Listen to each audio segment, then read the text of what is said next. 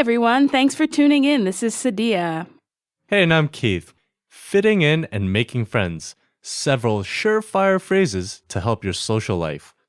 In our last lesson, lesson 15, you learned how to talk about likes and dislikes and how to ask for advice. You also learned about the verb to like and about the phrase to leave to. In this lesson, you'll learn about expressing opinions, asking about things, and accepting invitations. This conversation takes place on a Friday night in a restaurant. The conversation is between Zoe, Ms. Clark, Zoe's colleague Tom, and a restaurant waitress. Okay, well, let's listen into the conversation.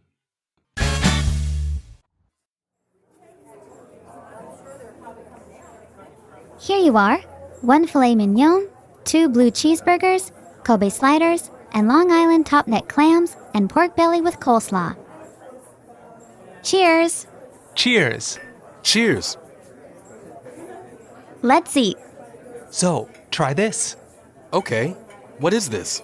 Oh, that's pork belly. It's good. Well, what do you think? I think it's great. It's very delicious. He likes it. Great. Now try this. It's not bad. He doesn't like it. Zoe, you're funny. Are you free tomorrow? Yes. Tomorrow we're going to a basketball game. You should come. Let's go together. Really? Of course. Then sure. We'll meet at Penn Station at 11 a.m. tomorrow. Here's my phone number. Great. See you tomorrow. One more time, slowly. Here you are, 1 filet mignon, 2 blue cheeseburgers, Kobe sliders, and Long Island top-net clams, and pork belly with coleslaw. Cheers! Cheers. Cheers! Let's eat. Zoe, try this. Okay, what is this? Oh, that's pork belly. It's good. Well, what do you think? I think it's great. It's very delicious. He likes it. Great. Now try this. It's not bad. He doesn't like it. Zoe, you're funny. Are you free tomorrow? Yes. Tomorrow, we're going to a basketball game. You should come. Let's go together. Really? Of course. Then sure. We'll meet at Penn Station at 11 a.m. tomorrow. Here's my phone number. Great. See you tomorrow. This is a fun dialogue. Zoe and his American colleagues have ordered a really nice spread, a really nice selection of food. So let's talk about it. First, filet mignon.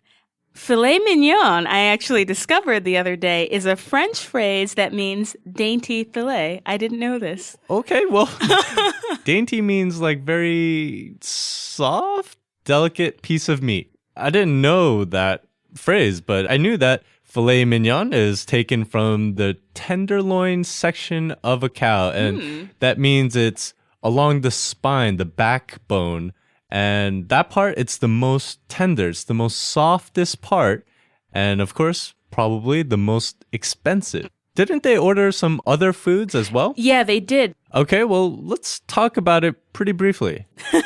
Okay, so blue cheeseburger. Explain. Blue cheeseburger is a hamburger, and it's with blue cheese. Yeah, blue cheese. It smells strong, and it's got these blue kind of veiny looking things running through it, which is actually fungus. How about the Kobe sliders? The Kobe sliders. Sliders are small hamburgers, and Kobe, or Kobe as you'll probably hear in America, sliders are made from Kobe beef. Kobe beef, and it's very soft beef, right? Yeah, very fatty, very tasty. It's Japanese beef, and I think it's from Hyogo Prefecture in Japan. Okay. Next, they had Long Island top neck clams. And these are clams, and they're from Long Island, which is a part of New York State. An island kind of east of Manhattan, right? Yes. And finally, the last thing, they order pork belly with coleslaw. Are you a pork fan, Keith? I do like pork. I do like bellies, so I like pork belly. Yeah. I'm a little embarrassed to admit this, but I love coleslaw. Coleslaw is very, very good. For those of our listeners that don't know, coleslaw is cabbage with mayonnaise. Yeah, it's often served at barbecues if you're cooking outside or a picnic or something. Pretty refreshing. All right, so that covers food. What else is going on here? Well, lucky for him, Zoe's colleagues are going to watch a basketball game. Yep.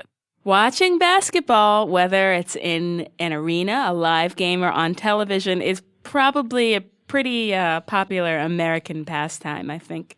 Yeah, maybe not just basketball, going to a baseball game, Oh, true. going to a football game. Those are all very popular activities in America. And Zoe's pretty lucky because he's visiting America during basketball season. And it sounds like he might have a chance to see an NBA game. NBA is the Professional Basketball League. Very lucky guy. And I have to say, whether or not you like basketball, a live game can be pretty fun to watch. Yeah, I think if you don't like sports, but if you go to a game, it's still fun. Yeah, that's true. All right, well, let's take a look at the vocabulary for this lesson.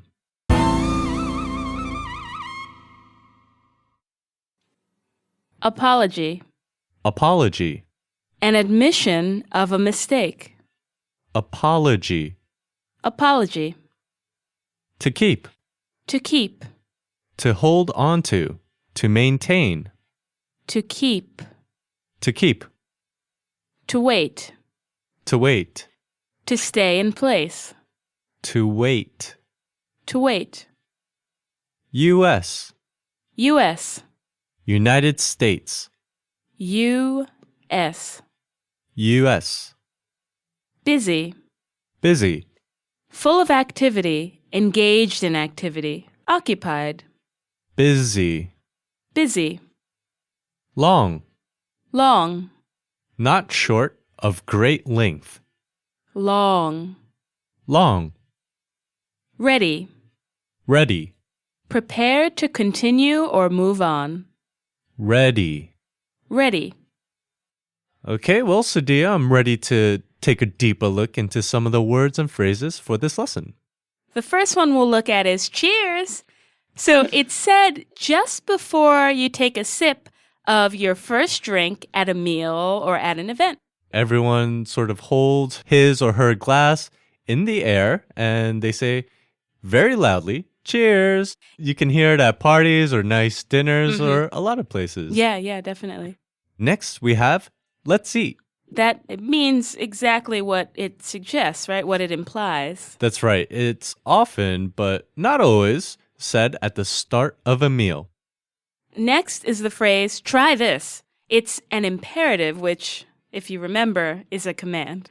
And try this is often said if someone is eating something that they think is delicious or they're cooking something that they'd like someone to try. They say, okay, come here, try this.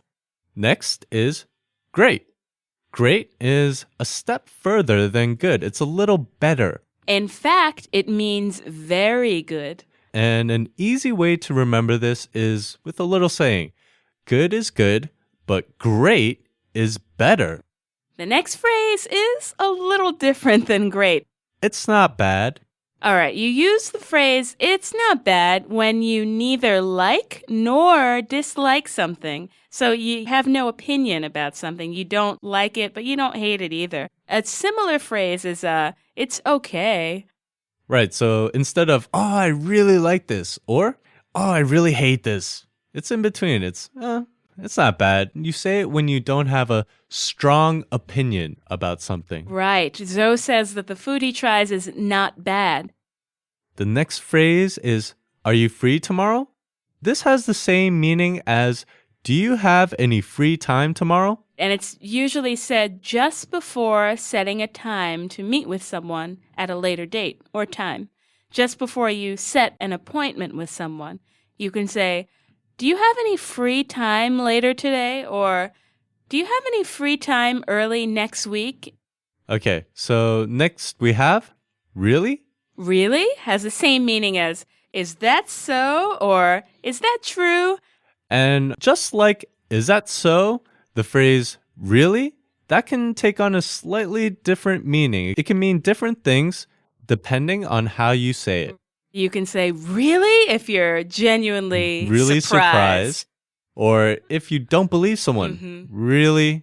There's a lot of different ways you can say, really? Next is it okay? Or is it all right? Some similar phrases are, do you mind? Or, are you okay with this? These are all phrases that you can use to get approval or maybe agreement from someone. And next is, of course. Of course has the same meaning as absolutely. Or another word, sure. All of these phrases are strong ways of saying yes or agreeing. Can we move on to the next phrase? Absolutely. How about of course? Of course. Okay, well, you've convinced me, Sadia. The next phrase is, we'll meet at Penn Station at 11 a.m., which is what Tom says to Zoe. We'll meet at this place at this time. When can you use this phrase? You say it right after you plan on meeting with someone or making an appointment. You say this to make sure the person you're speaking to and the person you're going to meet later remembers that the plans that you made. If I've made plans to meet you at around lunchtime, I could say, we'll meet at Pick a Pita at 2:30. Right, so we'll meet at, then you say the place, then at, and then the time. The next phrase is, see you at, and then the time.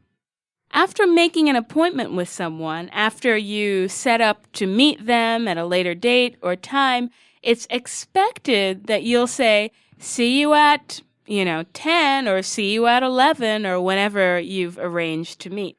Right, so Sadia, you want to meet at Pick a Pita at 2:30. So I'll say, okay, see you at 2:30. Exactly.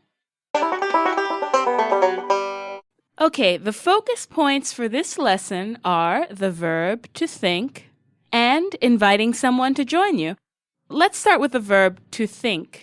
We know that the verb to think means to... Maybe to consider or to wonder. Yeah, kind of in your head, you're Yes. wondering something.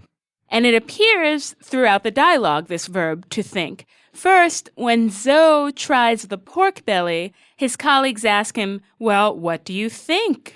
Yeah, what do you think? That's just another way of asking, what's your opinion? Or, do you like it? And all of these phrases are interchangeable. That means you can use in place of one another in the same situation. They all have the same meaning, so you can use whichever one you prefer. In this case, well, what do you think? Also means, how does the food taste? Yeah, and Zoe uses the verb to think in his response. He says, I think it's great. Which has the same meaning as, my opinion is that it's great. Let's give some examples. Okay, I think we should leave for our trip on Friday instead of Wednesday. I think it looks great. I think your work is excellent. Or I think he wants to come with us. So the next time that you really want to know someone's opinion, when you're dying to know someone's opinion, you just say, what do you think? What's next for this lesson? Next is inviting someone to join you. At the end of the dialogue, Zoe's colleague Tom invites Zoe to join him and the other colleague at a basketball game. He says, tomorrow we're going to a basketball game. You should come. That's right. The phrase, you should come, is an informal, friendly way of inviting someone to do something with you. You should come is short for you should come with me or you should come with us. Tom also says, let's go together. This phrase, let's go together, emphasizes the invitation. It makes the invitation a strong one. It shows Zoe that Tom's invitation is a very serious one. Tom and the other colleagues really want Zoe to come with them, to join them. I think you can also say let's go together when you discover that someone, usually a friend, is going to the same place that you're going and at the same time. You're right about that. If you say, let's go together, in this case, it means we should travel together. And both you should come and let's go together can be said alone. I mean, they don't have to be said together. Let's give some examples. We're going to have a picnic next Sunday. You should come. Are you going to the beach on Friday too? We should go together. The next time you're telling your plans to someone and you want them to come along, use you should come or let's go together. And you never know, maybe someone else will actually come with you. We hope so. Thanks everyone for listening. Thanks for tuning in. We'll see you next time. Bye-bye. Bye.